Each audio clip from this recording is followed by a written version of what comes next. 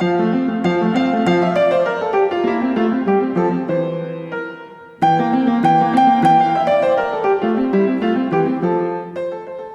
is that time once more for another edition of The Master Debate. Debate Masters. No. It can't be Debate Masters. It has to be Master Debate. I'm Brian Stackpole. I'm Nick Netto. And thank you very much for joining us for another edition of Master Debate. Yes. Anyways, this time around we do have a nice new show for you, a new edition, a new debate, as we will be talking about a very close, near and dear topic to our hearts, Nick. It is going to be Robin Williams versus Will Ferrell. In a debate to see who is the better comedic funny man in movies in general. Because as we know, Robin Williams is an incredible actor, a little bit more heralded than Will Ferrell in terms of the overall scope of his movie field and whatnot. But when we're just talking straight up comedy movies, it's a completely different animal. So I think that way we can kind of get the bar back down to order. To level it out. Yeah, exactly. To have an even playing field in the battle that is Master Debate. Right. Because honestly, that's what it is. It's about masterful debates with one another. So Nick, as a gentleman like that I am going to offer you the first Opening statement? Yes. Okay, first of all, I want to say I can barely see your face. It's my ideal. It's ideal. I don't want to see your face either. All right. How's everybody going today? How's everybody doing today? Robin Williams, born July 21st, 1951. Sadly died August 11th, 2014. We all know the story. Heralded actor. Absolutely. He was born in Chicago. His education includes such things as Claremont McKenna College, College of Marin, and Juilliard. He is an actor. He's a comedian. He had three different spouses. He has 3 children. And he has been in so many comedic roles in his entire career. When you think of funny, the first thing that you think about is Robin Williams. This is the first thing I think about. And if you say anything otherwise, I feel like you're lying. Robin Williams, when I was a kid, was the go-to actor for funny. It wasn't until later where you started to get the Adam Sandlers, the Chris Rocks, the Kevin James, the Will Ferrells. Robin Williams laid a path, a groundwork, to what would now become comedy movies as we know it. Such movies as Mrs. Doubtfire, Flubber, and my favorite, RV. What's so funny? What are you laughing at? Nothing. Keep going. Okay. Well, I'm just saying that's my opening statement. You can't beat Robin Williams. And going forward, we'll go more into that. And to you, sir. All right. Thank you. I'm just glad that Flubber was brought up as one of your favorite movies right off the bat. Flubber's a great movie. And RV of all things. RV is just one of my favorites. It's not everyone's favorite. All right. Okay. Well, when I think of comedy, and we're looking at just straight comedic movies and funny people in those movies, and there's so many. You've already mentioned a couple of them. Kevin James is a pretty good one. I don't know if I put him in the same echelon, but you're talking Steve Martin. You're talking about Adam Sandler at times, maybe earlier in his career. Will Ferrell, Robin Williams. There's so many. Chevy Chase. There's millions. Millions. But when we're talking about this matchup and this matchup alone, we're only talking about the comedic movies in which they are in. And for my money, if you put the amount of great movies that Will Ferrell has been in the comedy field compared to the movies that old Robin Williams have been in, sure, there might be more sought-after movies on Robin's side, but when you're looking at the Will Ferrell movies, I will put those up against any other comedian's Rolodex. I recently watched a Chevy Chase vacation movie. And I was getting to think, I was like, oh, he's very good, and he's had some great roles. But in terms of just the TV side of things, if you threw that out, if you just talk about the movie genre, Will Ferrell is second to none. You have so many great movies, quotable lines. If I say, I'm in a glass case of emotion, Nick, what do you think of? Nothing. You think of Anchorman. You know, don't even lie to me. If I say, Ma, where's the meatloaf? Step Brothers. Well, No. not really. I mean, that was Wedding Crashers. But nonetheless, you at least know that it's Will Ferrell, and you know that it's a bit part within Will Ferrell's career.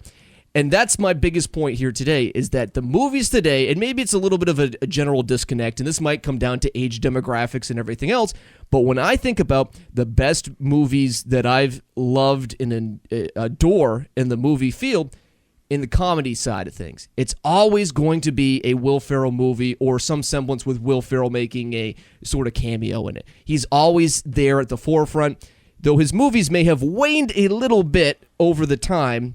Like most actors, sometimes the movies aren't going to be the best every single time out. It's still incredibly good. Kicking and Screaming, I will take over RV, even though that might be one of the weakest movies of Will Ferrell's career.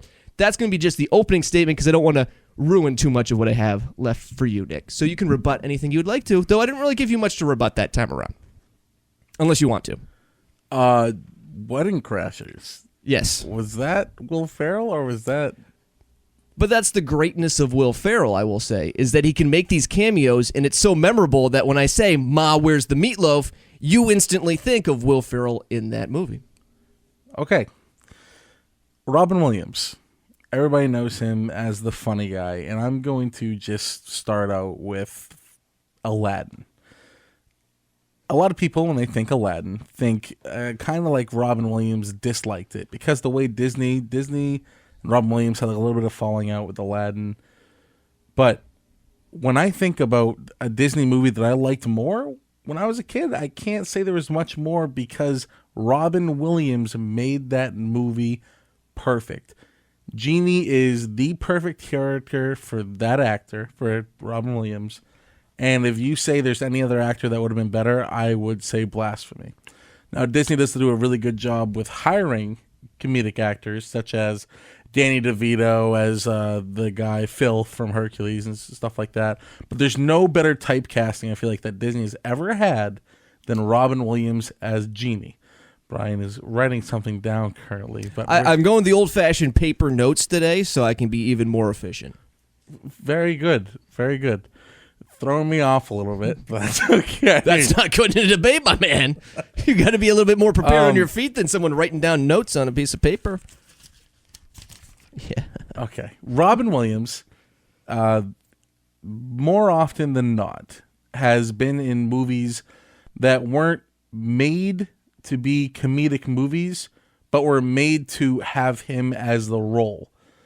There are a lot of movies that were written just so Robin Williams could play those movies, most of them comedy related.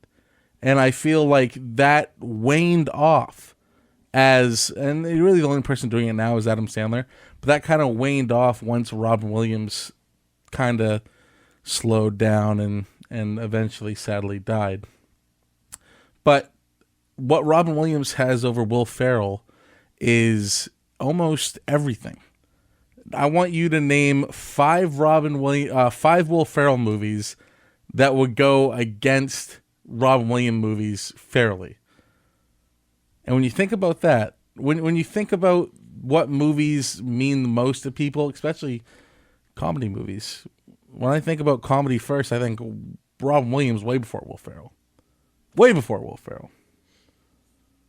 All right, so I get that and I understand that, but I want to do a little thing with you, Nick, and ask you, what are your favorite Robin Williams movies? You mentioned a couple, but could you just re-clarify it again?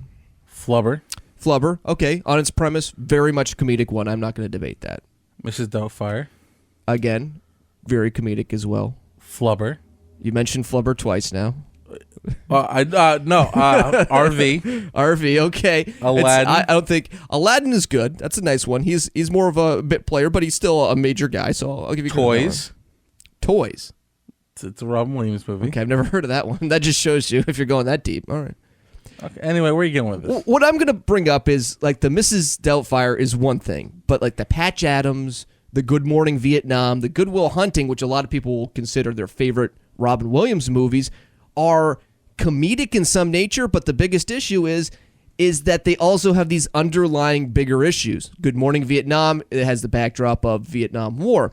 Good Will Hunting is not even a comedy movie at all. It might have some comedic elements, and people really enjoy that movie, but when all is said and done, it's not a comedy movie, or it has too much underlying issues beneath it that it can't really be a comedy movie. So that's going to be one of my biggest problems. Did you see the new live-action Aladdin, by the way, Nick? No, I did not. It was very good. I'm not going to say I enjoy live-action movies like that, but it was not the worst thing I've ever seen before in my life. You're telling me Will Smith did a better job than I'm Robin not Williams. saying he did a better job, but it was comparable. It was not the worst thing in the world, and that kind of devalues a little bit. Still, bar none, the best genie is always going to be Robin Williams, but I just wanted to put that out there.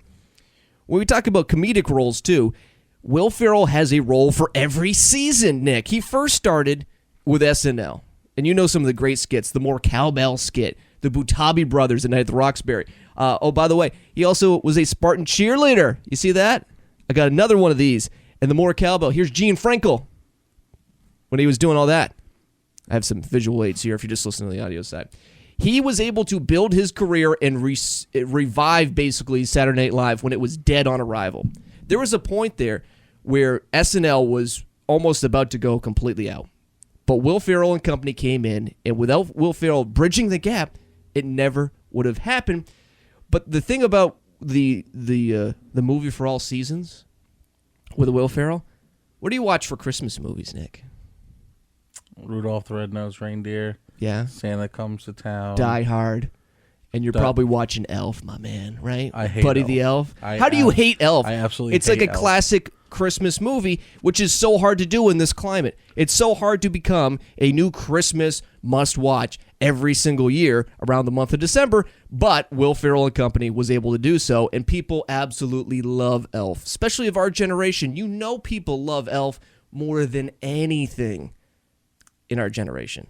That may be true, but I personally hate Elf. But you personally do, but so many other people absolutely adore it. He's a great character actor, too. I feel like Robin Williams in every movie is playing roughly the same guy. Don't you think? Oh, is Will Ferrell not? No, I think he plays a lot of different roles. Explain. Well, in some instances, he's playing a similar type, but he can also play the dullard, the stupid guy to maybe a bombastic narcissist like Ron Burgundy in Anchorman, which is my personal favorite comedic movie. But you can also play these like bit role players like Mugatu. Like, think of that role. He's a little bit more versatile. And the other thing he doesn't do as much is he doesn't veer off into these more serious roles. And I'm not faulting Robin Williams for doing that, but when you're talking strictly comedic movies, and I'm looking for a guy to represent me in the comedic movie genre, I'm 9 times out of 10 going to go with Mr. Will Ferrell because of all the iconic moments that he had. The Stay Classy San Diego. Not to mention that. I can rattle off some of the other movies here in a second, but he has such a litany of movies that everyone loves still to this day. And sure, some of them have been bombs recently, but still, anytime there's a Will Ferrell movie on, I know I'm going to laugh at least a little bit, which is more than I can say sometimes for Robin Williams movies because he's done a lot more serious roles. You mentioned SNL. Yeah. But this is about movies. But I wanted to bring it up. I could say that Robin Williams used to go to Iraq to do comedy for the troops. And what I'll say is... Whoa! Well, Mork and Mindy is there, but I can also give credit where credit is due. His stand-up is incredible. If you've ever seen Robin Williams stand-up, I'll give you some credit. His stand-up is incredible. Next level. And it's sad that we got left with a too small of a library to continue watching on. But I want to give you some credit. Anchorman. Mm-hmm. One of my personal favorite movies of all time. And when I was doing this debate, when I was setting up what I was going to say, what I was going to outline, I was like, how do I go up against my personal favorite movie of all time? Anchorman, and even Anchorman 2, was absolutely great. Yep. But I also feel like Anchorman can be twisted into a serious note as well. Just a rising guy wanting to make it in the news world. Kind of like Good Morning Vietnam. There is very funny aspects of Good Morning Vietnam, and there are very serious aspects of Good Morning Vietnam. Just like with Anchorman. I feel like those two movies, though timed a little bit apart, kind of are going after the same thing. More serious on the Good Morning Vietnam, but still along the same note. I would very easily compare those two movies. When I'm looking at Anchorman, I don't think there's a serious bone in that whole contention. I mean, you look at that. It was about San Diego, which at one point he called a whale's vagina was the name of the city. He said that's what San Diego meant. That is... yeah. I don't think there was any... It's not like an autobiographical thing. It's not like it's even closely resembling anyone's real life back in the day. They just wanted to make a riff off of Anchorman. I would contend you chose the wrong movie. I would contend there's more of an actual serious thing in Anchorman 2 when you're talking about 24-hour news stations and everything else and how that works out and how you had to sensationalize news. I don't think there's necessarily that nugget there in Anchorman 1. I think you're wrong. You think it's funny when Will Ferrell hits Jack Black or makes him swerve out of the way, and Jack Black throws Baxter off a bridge. You think that's funny? I didn't say it was funny. It's a You're comedic laughing. movie. Well, Baxter lives and actually has bear friends. So honestly, it actually worked out better for Baxter, didn't it? You're making light of animal cruelty. No, by I throwing think a dog. If off a anything, bridge. Jack Black was an awful person after getting hit by a Did burrito. Robin Williams ever do anything? But that's not Will Ferrell, my man. Will Ferrell was distraught. He was in a glass case of emotion after Baxter got punted off the bridge. But Baxter survived, and he had some bear friends, and everything actually worked out for him. So, I mean, what's your point? I think my point is that movie promotes... A lot of Will Ferrell movies promote animal cruelty. Well, what I'll bring up here next, Will. Anchorman 1 and 2, great movies, right? I enjoy them quite a bit. You got Talladega Nights, which is a classic movie. He does a lot of these sports genre movies, too. I'll rattle a couple more of those off. You got Blades of Glory, which on its surface might not have been the best Will Ferrell movie, but it was still enjoyable. Semi-Pro, I really enjoyed quite a bit, too. You had Andre 3000 in that one as he played Jackie Moon in a semi-pro basketball league. But also, you look at some of the other things. Night at the Roxbury, Elf, two classic movies as well. Elf is something that most people watch every year, as I talked about. But then he's got the cameos, which is what makes it so good. Oh, by the way, Old School.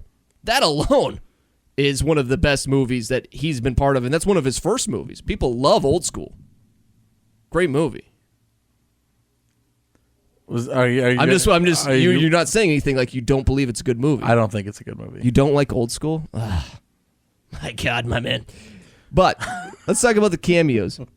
Zoolander's Mugatu, instantly perfect. The Love wedding Ben Stiller. Right. The old wedding crasher guy who's now crashing funerals, where the meatloaf came from.